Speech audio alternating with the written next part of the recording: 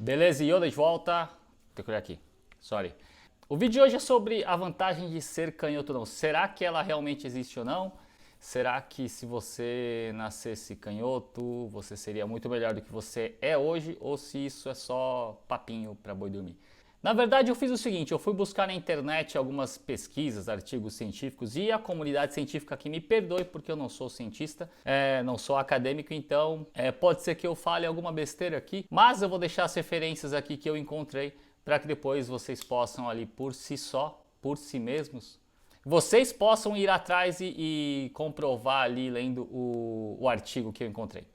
Bom, nessa andança pela internet eu encontrei um que é específico ao tênis. Eu achei outros assim que eu li que fala do canhoto e tudo mais, mas eu consegui encontrar um que fala só sobre tênis, na verdade sobre esportes um a um. Né? E a ideia da pesquisa era verificar a vantagem do canhoto e como que isso se comporta ao longo do tempo. Claro que a gente tem o senso comum de acreditar que o canhoto sempre vai jogar melhor, pelo menos eu acho, né? Todos os canhotos que eu treinei, ou grande parte deles assim, ou contra os canhotos que eu joguei também, era uma dor de cabeça desgraçada. E não sei, mas parece que o cara é mais talentoso, ele é mais habilidoso com a bola, não sei. Talvez seja por isso que a gente acaba pensando um pouquinho mais.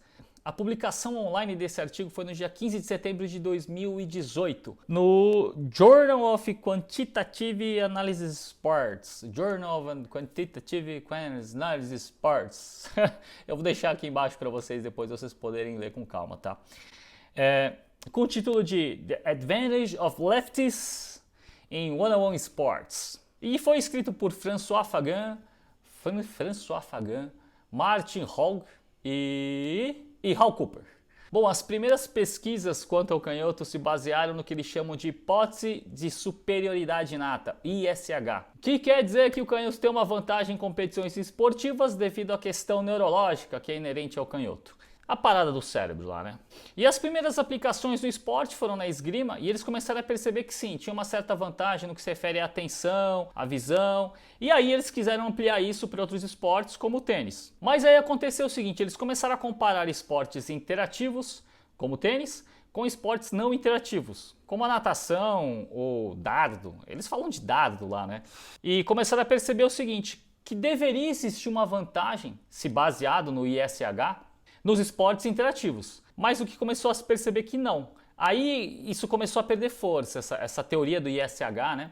Ela começou a perder força e começou a ser substituída por uma outra teoria. Então, de acordo com o artigo, o que prevalece hoje com relação ao canhoto é o que eles chamam de efeito de seleção dependente de frequência negativa, NFDS, que nada mais é o seguinte, que pelo fato de a gente jogar poucas vezes contra um canhoto, a gente não está acostumado. Isso num português mais simples, assim, trazendo para a nossa realidade e transformando numa linguagem mais fácil de entender, digamos assim. E aí ao longo do artigo ele vai falando ele vai dando exemplos, na verdade, eles tentam medir essa relação do canhoto, como que ele é melhor ou não é melhor, eles colocam até em comparação os tenistas da atualidade. Inclusive no artigo eles fazem uma comparação entre o Nadal e o Federer e colocam num gráfico.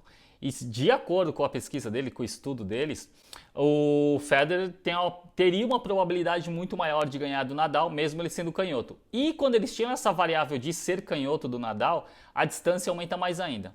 Só que tem um detalhe aí, na verdade, nesse ano que eles fizeram o estudo, o Nadal ganhou do Federer. Eles jogaram uma vez só, que foi na Austrália, isso em 2014, tá? E o Nadal ganhou, então, quer dizer, eles começaram a perceber que não tem muito como medir isso, por quê? E aí entram as outras variáveis, pelo menos no tênis, que é a questão de piso, então se você está num saibro, na grama, numa quadra dura. E um outro fator ainda além disso é a questão da importância do evento. Então se os caras estão num Grand Slam, se os caras estão num ATP 500, né, se eles estão jogando um Challenger, então isso aí também vai variar e vai interferir no resultado final. Mas não para por aí ainda.